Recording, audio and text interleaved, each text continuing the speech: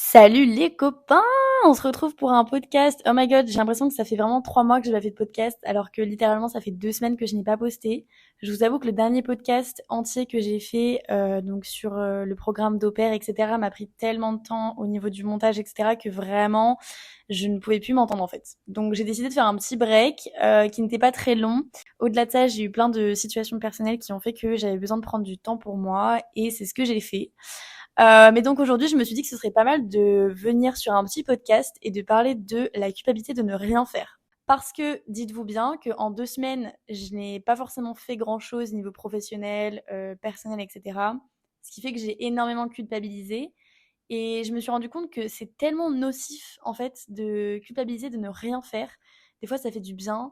Il faut rien faire. Des fois, le corps en a besoin pour reprendre des forces, etc. Et vraiment, là, durant les 2 dernières semaines, mais quand je vous dis j'ai rien fait, c'est j'avais pas de motivation. Vraiment, j'avais énormément de mal à sortir de mon lit. Je revenais dans mon lit et je me recouchais. Enfin, en fait, c'était vraiment que des choses qui, pour moi, n'étaient pas forcément productives. Et je me suis dit que ce serait intéressant qu'on se pose un petit peu sur la question parce que je sais que je suis pas la seule en fait à en parler. Il y a tout ce qui parle aussi de la procrastination, etc. Le fait de repousser en fait les choses à faire à un autre moment, de se dire qu'on a le temps de le faire. Bref, je me suis dit que ce serait pas mal de papoter, de blablater là-dessus parce que je sais que dernièrement aussi j'en ai parlé avec pas mal de personnes parce qu'en fait je ne faisais rien, je culpabilisais de ne rien faire et je disais aux gens genre ça m'énerve en fait, mais genre je sens que mon corps n'est pas apte à faire les choses actuellement et je comprenais pas pourquoi j'avais une baisse de morale, une baisse de tout en fait et j'avais genre zéro motivation. Très intéressant d'ailleurs parce que mon premier podcast, pour ceux qui ne l'ont pas écouté, parle justement de comment entretenir cette relation avec la motivation. J'arrivais pas à motiver quoi, genre tout me dépitait, même s'il faisait beau, j'étais fatiguée, enfin bref. Énormément de fatigue, énormément de mauvaises ondes, on va dire, et vraiment ça m'a bloqué sur 2 semaines. J'ai quand même fait des choses. Entre-temps, je suis partie un week-end à Boston, j'ai profité, j'ai vu un peu mes copines. Mais pour moi, c'était vraiment très très loin de ce que je peux faire habituellement au niveau productivité, quoi. J'avais l'impression vraiment de ne pas avancer. J'avais en soi plein de choses qui m'attendaient, que ce soit pour les podcasts, j'avais plein d'idées, j'avais des montages à faire sur des anciens podcasts que je vais publier. Je vais m'intéresser à tout ce qui était communication et tout pour certains trucs, à mon année prochaine parce que on arrive au mois d'avril, donc comme j'en ai parlé aussi dans un de mes derniers podcasts dans ma tête où je disais que le temps me stressait, qu'il y avait plein de choses à faire et tout. Et donc, vu que je suis quelqu'un qui stresse avec le temps, ça m'énerve de ne rien faire parce que dans ma tête, j'ai l'impression de gaspiller du temps, ce qui en soi n'est pas vraiment vrai. Bref, tout ça pour dire que je suis très nulle avec le fait de me poser. En fait, je suis tout le temps, tout le temps, tout le temps stimulée. Je pense que mentalement, je me suis épuisée en fait. J'avais tellement de choses dans ma tête, j'étais tellement tout le temps stimulée. J'ai énormément de mal à me poser, à prendre du temps pour moi. Moi, ça va être organiser quelque chose, ça va être répondre à mes messages sur les réseaux, regarder TikTok. Et en fait, c'est pas du tout reposant parce que c'est juste une façon de me stimuler encore plus et de mettre encore plus de pensées dans ma tête qui sont pas forcément hyper positives tout le temps. Et voilà. Donc en fait, je me rends compte que au lieu de prendre du temps pour moi, en fait, le temps que je vais considérer entre guillemets comme étant du temps où je me repose, c'est jamais vraiment en rapport avec moi-même. Je pense que c'est un petit problème. Je me dis, on est en début d'année 2025, on est à, attendez, janvier, février, mars, avril, mai. On est à 5 mois de ce début d'année. Je me dis, on n'est pas encore dans la moitié. Non, attendez. Ouah, je sais pas parler. Ok, on reprend les podcasts avec un petit peu de difficulté aujourd'hui, mais ça va le faire. Mais du coup, je disais, on n'est pas encore totalement à la moitié de l'année, donc ça me laisse quand même le temps de reprendre certaines bonnes habitudes. Même si je pense que, en vrai, c'est pas une question de bonne habitude ou quoi, c'est juste des fois notre corps, il est pas apte à faire tout ça. Je sais que je me suis posé plein de questions parce que, forcément, quand on est mal mentalement, on se pose plein de questions, on se remet en question sur tout, on a des doutes, on se dit, bon, qu'est-ce que là je dois faire? Est-ce que ce qui s'est passé dans cette situation, c'était par rapport à moi? Il y a plein de choses qui reviennent sur le tapis qui sont pas forcément nécessaires en vrai, à ce qu'elles reviennent tout simplement.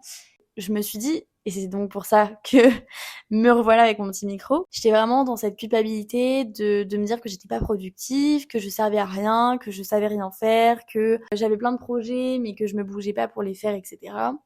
Et ça c'est assez nocif parce qu'en vrai c'est des pensées qui sont pas forcément réelles, juste j'étais dans une période où j'avais besoin de me poser. Pour toutes les âmes féminines qui m'écoutent, voilà, j'ai eu cette petite période qui nous arrive une fois par mois qui est absolument désagréable et en fait elle est arrivée pas du tout au moment où elle devait arriver, donc je pense que mon corps n'était pas du tout prêt à se taper les grosses crises de ventre, crampes de ventre, enfin bref. Et au-delà de ça, alors je sais pas vous, mais alors moi je suis hyper réactive à la pleine lune.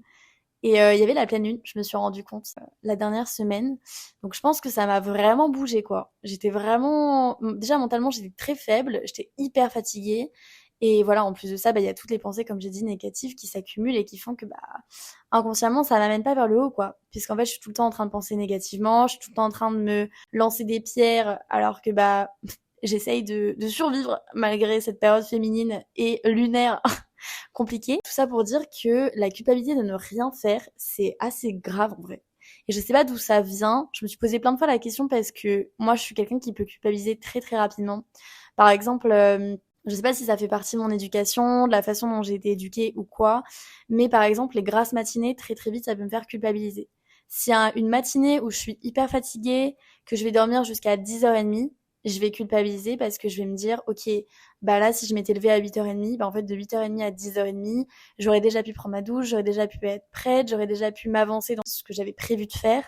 En fait, c'est tout le temps me reprocher des choses dans le sens où je pense que ce n'est pas productif. Voilà. Alors que dormir, c'est aussi productif que bah, faire quelque chose, puisque par exemple, si j'étais extrêmement fatiguée, je me serais levée, ok, je me serais habillée, j'aurais pris ma douche, ok, j'aurais commencé à faire mes trucs, mais en soi, j'aurais pas du tout été productive comme j'aurais voulu, parce que juste j'aurais été trop fatiguée, mon cerveau aurait pas eu le temps de penser, pas eu le temps de bien s'organiser, donc au final, bah, ça aurait pas été hyper productif, quoi.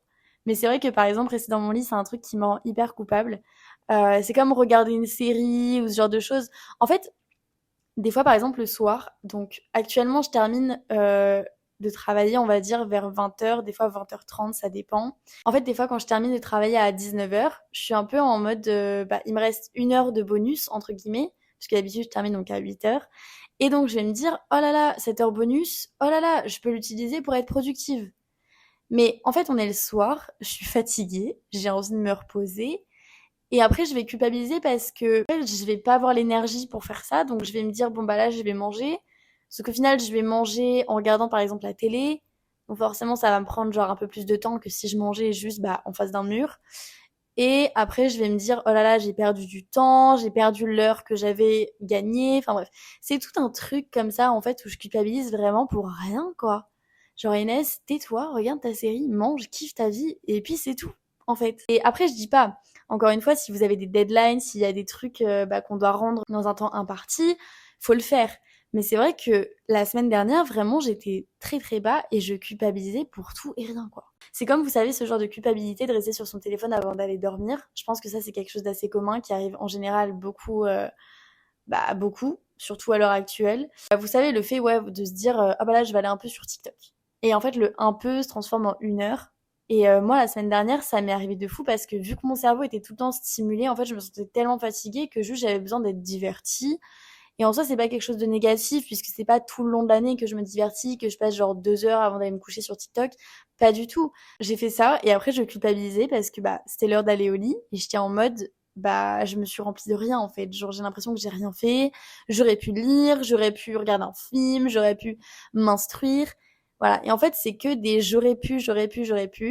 Et juste, bah, en fait, culpabiliser. Bref, je me suis un petit peu intéressée à la culpabilité où d'ailleurs je sortirai un épisode, alors qui est pas forcément que sur la culpabilité, mais qui pour moi se réfère ou en tout cas peut créer cette conséquence donc de stress. Et donc j'ai décidé de faire mon prochain podcast. Alors peut-être pas celui qui sortira directement, je ne sais pas, à voir dans mon planning de podcast, mais un podcast vraiment beaucoup plus long où on se posera sur la question du stress, comment gérer son stress. Qu'est-ce que c'est la différence entre le stress et l'anxiété? Parce que bah malgré tout, c'est quelque chose qui fait partie quand même très fréquemment de nos quotidiens, surtout pendant ces périodes-là, avril-mai, où on tombe en partiel, on a nos examens, on est obligé de remplir les dossiers parce qu'en général, pour les rentrées scolaires, bah, ça se fait en mai-avril, enfin avril-mai plutôt dans ce sens-là. Et voilà. Mais bref, tout ça pour dire que la culpabilité, en soi, c'est quoi? J'ai fait des petites recherches. Alors, je vous avoue, encore une fois, on va pas se prendre la tête dans ce podcast. Ça va vraiment être un truc assez chill. J'avais juste envie de blablater, de reprendre un peu le rythme après tout ce qui m'est arrivé. Déjà, la culpabilité, il faut savoir que c'est un sentiment de faute, donc que l'on ressent, peu importe que cette faute soit réelle ou imaginaire. Ça m'a fait grave réaliser que des fois, en fait, on culpabilise pour des trucs qui ne se passent pas. Par exemple, moi, là, quand je me dis à chaque fois, ouais, j'aurais dû faire ça, j'aurais dû faire ça, j'aurais dû faire ça, mais en fait, je l'ai pas fait. Donc faut arrêter de culpabiliser, c'est fait. Et maintenant c'est trop tard. Au pire, je me dis bon bah la prochaine fois je m'améliore. Le problème c'est que la semaine dernière, c'était pas du tout une amélioration. Vraiment chaque jour je me plaignais et chaque jour je refaisais la même chose indéfiniment. Je pense que j'étais vraiment rentrée dans un cercle vicieux. Ce qui en fait m'a un petit peu rassurée du coup de savoir que j'étais dans ma période féminine et qu'il y avait la pleine lune parce que je me suis dit ok je suis pas folle, je suis pas dépressive ou je ne sais pas. Juste je suis dans une mauvaise période où j'accumule deux choses où je sais pas du tout gérer mon corps, je sais pas du tout gérer mon mental, etc. Quand il y a ces deux choses-là alignées et face à moi, c'est ok. Mais c'est vrai que c'est difficile en vrai de se laisser du temps pour soi, d'accepter de prendre du temps pour soi sans culpabiliser et de trouver les activités qui font aussi qu'on prend vraiment du temps pour soi. Comme je vous ai dit, regarder TikTok, pour moi, c'est pas vraiment prendre du temps pour soi parce que c'est se divertir, ok, certes, mais c'est pas forcément hyper positif dans le sens où en fait on s'ingurgite vraiment trop d'informations dans notre tête, ce qui va pas forcément nous aider à se reposer, à reposer notre corps. Quand j'ai recherché un petit peu les caractéristiques de culpabilité sur internet, concrètement, enfin la culpabilité c'est quelque chose qui est commun, c'est pas quelque chose de hyper nocif, mais ça peut devenir nocif si c'est sur le long terme quoi. Parce que forcément, de un, comme j'ai dit, on peut rentrer dans un cercle vicieux. De deux, on peut s'en vouloir à soi-même et du coup perdre malgré tout de la confiance en soi ou en tout cas des valeurs qu'on associe à nous-mêmes. Et ça, c'est pas franchement foufou. Mais aussi, il faut pas qu'on culpabilise. Alors, c'est plus facile à dire qu'à faire. Franchement, ça me fait penser à mon père. Je crois que je l'ai appelé la semaine dernière et il m'a dit « Non mais Inès, on choisit son stress ». Et vraiment, quand il m'a dit ça, j'étais en mode « Merci, merci beaucoup pour ce petit conseil. Ça va beaucoup m'aider. » Du coup, écoute, j'ai fait le choix de ne pas stresser, mais malheureusement, ça ne se passe pas. Voilà. Merci papa pour ce petit conseil. Ceux à qui ça marche, faites-moi signe parce que voilà, je serais très intéressée de savoir pour qui ça marche. Mais voilà, ça m'a fait un peu rire. C'était la petite anecdote, la petite interférence de ce podcast très très drôle. Mais bref, et en fait, culpabiliser, ouais, c'est nul quoi, parce que maintenant que là, je suis plus dans cette période de culpabilité où je commence vraiment à reprendre un rythme, où j'arrive à me coucher plus tôt, où j'arrive à me sentir mieux mentalement, où je sens juste que en fait, j'arrive bientôt à la période donc de la pleine lune, etc. En fait, je me sens mieux et du coup, ça m'aide à prendre du recul sur ce que j'ai vécu durant la dernière semaine, voire les 2 dernières semaines. Et je me dis, mais en fait, pourquoi culpabiliser, quoi? J'ai fait déjà plein de choses dans mon année. J'ai le droit d'être fatiguée mentalement. Il y a plein de choses qui arrivent, qui se sont passées durant les derniers mois ou qui vont arriver dans les prochains mois qui me stressent. Et c'est ok. Je me suis mise en phase d'épuisement. Ça, c'est pas forcément positif. Mais j'ai le droit d'entretenir, entre guillemets, alors peut-être pas d'entretenir la phase d'épuisement, ce que du coup j'ai fait, mais d'essayer de casser cette phase d'épuisement en prenant du temps pour moi. Même si bon, comme j'ai dit, le temps pour moi était assez aléatoire finalement. Faut savoir que le corps, il a besoin qu'on se repose. Genre vraiment, enfin le corps, il a besoin de faire des dimanches pyjama devant la télé, de faire des grasses matinées, il a besoin d'aller respirer dehors, de faire du sport, etc. Ce que je ne fais pas non plus. Peut-être ce serait une bonne idée. Mais voilà, enfin, ce que je veux dire, c'est que, en soi, la culpabilité, quand on y pense et quand on a du recul sur la situation, on se dit, ok, ce moment-là, il est passé, maintenant, je vais pas rester ancrée dans ce passé-là où je me suis culpabilisée pour rien. Allez, on passe une étape, on reprend le rythme, on refait les choses qu'on aime, on réavance, entre guillemets. Notre corps, il s'est reposé. Parce qu'il faut savoir que quand on se pose, par exemple, je sais pas, une journée, en général, moi, c'est le dimanche. Le dimanche, vraiment, c'est sacré. J'adore me réveiller, rester dans mon lit, chill dans mon lit, prendre mon petit déj des fois dans mon lit. Je suis vraiment très ce style de meuf qui va rester jusqu'à genre 10h, 10h30, 11h en pyjama dans mon lit. Et encore, ça, c'est ici. Après, je pense que la routine dépend de chacun, mais elle dépend aussi de notre environnement. Moi, je sais que depuis que je suis ici, c'est un peu ma routine du dimanche. Après, il y a des dimanches, bien évidemment, où je vais me lever beaucoup plus tôt. Là, par exemple, le week-end dernier, je suis partie à Boston avec une copine.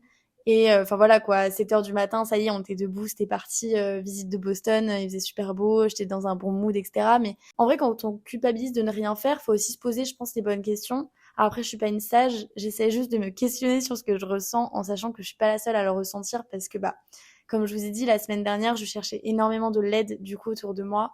J'ai appelé, j'ai envoyé des messages, j'étais un peu en mode je culpabilise de fou. Et tout le monde me disait, mais c'est pas grave, enfin, t'as le droit de prendre une semaine, même si c'est une semaine où tu fais rien. Prends cette semaine-là, repose-toi et arrête de culpabiliser, quoi. Genre, c'est pas grave. Genre, une semaine dans ta vie, c'est pas grave, ça changera rien. T'as déjà fait énormément de choses. Repose-toi. Ton corps, il a besoin de se poser, de se laisser aller pour qu'il récupère. Et en soi, j'étais un peu en mode, ben, mon corps, enfin, ça fait une semaine déjà qu'il est en mode récupération. Genre, il y a un moment, Coco, ce serait bien qu'il se booste. Mais voilà, des fois, le mental, le moral ne suit pas. Et en vrai, bah, faut pas en demander plus que ça, quoi. Genre, moi, je sais qu'en vrai, je culpabilise toujours un peu. Bon, même si je fais un podcast et je blablate là sur le fait de pas culpabiliser, etc. Je culpabilise parce que j'ai été éduquée, entre guillemets, je pense avoir une organisation assez rigide, assez stricte, avoir des moments pour moi. Mais c'est vrai que, bah, là, d'après ce que j'ai fait la semaine dernière, je suis pas forcément contente, entre guillemets, parce que bah, j'aurais pu faire plein de choses. Et comme je vous ai dit, moi, je suis quelqu'un qui est hyper angoissé par rapport au temps. Donc forcément, je suis aussi un petit peu dans cette vision du truc que bah, j'ai eu du temps et j'ai pas du tout optimisé mon temps. Et ça, c'est le truc qui me fait péter un plomb, c'est le fait de perdre mon temps, ce que j'ai totalement perdu la semaine dernière. Mais c'est ok. En vrai, faut voir les petites bonnes actions. Encore une fois, c'est comme quand on se sent mal. Je sais plus si j'avais fait un podcast là-dessus. Je crois que j'en avais fait un dans ma tête, je crois. Je crois que c'était le premier ou le deuxième, je sais plus. Mais où justement, je disais que bah, des fois, faut accepter aussi les petites actions qu'on fait qui sont tout aussi cool en fait que des grandes actions. Si je suis fatiguée, si mon mental est très faible, etc. Bah, c'est cool si par exemple déjà je vais faire les courses, si je vais acheter un livre. Voilà, il y a des petites activités qui font que bah, faut se dire que c'est déjà bien et que bah en fait c'est ça qui fait que on s'est levé et que c'est positif. En fait, il y a toujours des choses positives dans la journée. Mais voilà, c'est vrai que la culpabilité, mais c'est insupportable en fait. C'est vraiment insupportable. Et pour ajouter une petite notion de la culpabilité, en fait, elle naît de l'écart existant entre ce qu'on veut idéalement et les actions qu'on fait réellement. Par exemple, moi, la semaine dernière, là où je me couchais devant TikTok pendant 1 heure, idéalement, j'aurais préféré, je sais pas, faire un truc plus productif, lire, comme j'ai dit, regarder un film, m'instruire, même regarder une vidéo YouTube, je pense que ça m'aurait plus posé. Parce que les TikTok, on se rend pas compte, hein, mais les TikTok, c'est vachement stimulant. C'est des vidéos qui durent entre 10 et 15 secondes, parfois 1 minute, mais en général, c'est quand même des vidéos très courtes. Et en fait, on reçoit tellement d'informations. En 1 heure de TikTok, je pense j'ai vu plus de 150 vidéos, je pense. Le doigt, genre, il scrolle l'écran. Et en fait, bah, nos yeux se reposent pas. Et en vrai, tu regardes une vidéo YouTube, tes yeux se reposent pas, mais je trouve que le contexte est quand même très différent parce que tu regardes une vidéo entière, qui fait que, bon, peut-être en 1 heure, tu vas pas regarder genre la même vidéo, mais c'est quand même une vidéo qui sera concentrée sur un sujet, qui sera genre pas avec 50 millions de personnes, qui sera posée un peu plus, quoi. C'est un sujet qui attire ton attention, qui fait que tu te reposes, tu te divertis. Je dis pas que YouTube... Non, en vrai, je pense, je dis que YouTube est mieux que TikTok. Même si en soi, j'utilise beaucoup plus TikTok que YouTube. Mais je pense que mentalement, TikTok, c'est tellement épuisant. Et des fois, je me dis, est-ce que TikTok ferait mieux de rester ou est-ce qu'il ferait mieux vraiment de disparaître? Mais j'arrive pas à désinstaller TikTok parce que TikTok, ça me sert aussi à promouvoir bah, du coup mes projets personnels. Et c'est vrai que c'est une plateforme qui marche assez bien niveau promotion. Et bah du coup, je peux pas me permettre de la supprimer quoi. Mais c'est difficile de soi-même de s'imposer des règles, de s'imposer une structure aussi. Venons-en à la structure. Depuis que je suis au pair, j'ai énormément du mal à m'infliger une structure parce que à côté de ça, en fait, j'ai tellement de projets, j'en ai plein dans ma tête, genre, je sais pas par où commencer. J'ai pas choisi la voie professionnelle la plus facile parce que bon bah tout ce qui est en rapport avec le cinéma ou de toute façon de manière générale, de manière artistique, il n'y a pas forcément de voie tracée toute faite puisqu'en général les parcours sont hyper uniques. Et du coup en fait bah je me dis bah par où commencer? Est-ce que je dois faire ci? Est-ce que je dois faire ça? Voilà, tout ce qui est acting, etc. C'est postuler à des annonces qui se répètent et qu'au final, bah, ça donne pas forcément grand chose. Donc au final, tu passes genre 2 heures à postuler, tu reçois genre une réponse et encore. Enfin, en fait, c'est que des trucs comme ça et donc du coup, c'est hyper fatigant mentalement de se dire que bah, ça ne s'arrête jamais. Je pense que se mettre une structure à soi-même, c'est aussi très compliqué. Et moi, ça, c'est vrai que c'est quelque chose aussi qui me fait culpabiliser parce que je me dis, le fait de pas arriver à faire quelque chose et de savoir que j'ai des choses à faire et que je peux optimiser mon temps, je me dis bah voilà en fait je suis nulle parce que j'arrive pas à mettre de structure toute seule parce que je suis pas capable de faire les choses de moi-même parce que machin parce que et en fait ça dure 2 semaines et ça me détruit le mental pendant 2 semaines et là ça va beaucoup mieux, c'est très cool. Je vais arrêter ce podcast très bientôt puisque comme je vous ai dit je reprends les podcasts de manière très chill. On n'est pas là pour se prendre la tête, on n'est pas là pour culpabiliser. Là, je me serais mis la pression, je serais revenue avec un big podcast de 40 minutes. Je peux vous dire que mon mental, il aurait pas du tout suivi. Je suis en train de préparer les podcasts de 40 minutes, mais ça prend tellement de temps. En voulant faire les choses correctement et de manière assez structurée ou pas, les podcasts dans ma tête sont pas du tout structurés. Petit prémisse du prochain podcast entier, entre guillemets, qui sera beaucoup plus posé sur le stress et où justement je ferai une petite parenthèse sur la culpabilité. Tout ça pour vous dire que la culpabilité, c'est nul. Merci Inès pour ce podcast hyper instructif et enrichissant. Voilà, la fin de ce podcast. La culpabilité, c'est nul. Non, en vrai, la culpabilité, c'est important parce que je pense que ça nous fait prendre du recul sur certaines situations et ça nous fait évoluer dans certaines situations puisqu'on se rend compte que cette situation-là, on aurait pu faire mieux. Et si on se rend compte que si on peut faire mieux, c'est parce qu'on a culpabilisé. Parce qu'on s'est dit qu'on pouvait faire mieux. Je pense que en vrai, la culpabilité, c'est positif à certains moments, puisque voilà, ça apporte des touches positives d'évolution, etc. Mais je pense que sur le long terme, c'est pas forcément positif. Et je pense aussi que la culpabilité, on l'utilise pas forcément très très bien, dans le sens où voilà, on l'utilise pas forcément pour des choses très logiques. Comme j'ai dit, il y a des moments, voilà, on peut se poser, on peut regarder notre série, on peut regarder 5 épisodes de la série dans le dimanche. C'est ok en fait, si on est fatigué, on est fatigué. Enfin voilà, il y a des choses en fait, des fois on a besoin de ce temps-là. C'est vrai que c'est pas toujours facile de se permettre et d'accepter ce temps qu'on a et qu'on doit avoir pour nous. Donc voilà les amis, je sais pas trop quoi rajouter. En vrai, je pourrais parler des heures, hein, mais déjà ce podcast n'est pas structuré, donc je me dis si je parle 1 heure de manière non structurée, je sais pas si ça va vous prendre la tête ou pas. Euh, mais voilà, tout ça pour dire que la culpabilité, il faut, c'est très cool, mais il faut en vrai aussi être gentil avec soi-même et tout simplement aussi comprendre notre environnement dans lequel on évolue et comprendre que parfois les choses de cet environnement, elles sont pas forcément ouvertes à ce qu'on évolue correctement et c'est ok. Faut juste se poser les bonnes questions pour changer d'environnement et c'est ok. Mais je pense qu'il faut vraiment accepter et ne pas être méchant avec soi-même. Surtout ça, c'est hyper important. Les gars, ne soyez pas méchants avec vous-même. Vous avez le droit de culpabiliser, mais surtout, quand vous commencez à culpabiliser, appelez les gens, essayez de vous poser les bonnes questions, et surtout, voilà quoi, genre quand on ressort un petit peu cette période-là, je vous parle d'une période qui a duré genre 1 semaine ou 2, il y a des périodes où ça a duré plusieurs mois. Dans tous les cas, les copains, je suis très contente de revenir avec ce petit podcast, je suis très contente d'être de retour dans la course, et j'ai bien hâte de vous présenter mes prochains projets. Trop, trop hâte. Et voilà. Je vous laisse, je vous passe le bonjour, le bonsoir, je ne sais pas à quelle heure vous écoutez ça, à quel moment de la journée. Passez une bonne journée, bon goûter, bonne nuit, bon après-midi, bonne sieste, ce que vous voulez. Bonne soirée télé si jamais pour ceux qui veulent faire des soirées télé. Bonne lecture, bon TikTok. Si vous voulez regarder TikTok, les gars, regardez TikTok, c'est ok. Pas trop, avec modération, mais c'est ok. Et voilà, je vous dis à très bientôt dans le prochain podcast. Et puis écoutez, bisous, bisous, ciao, ciao.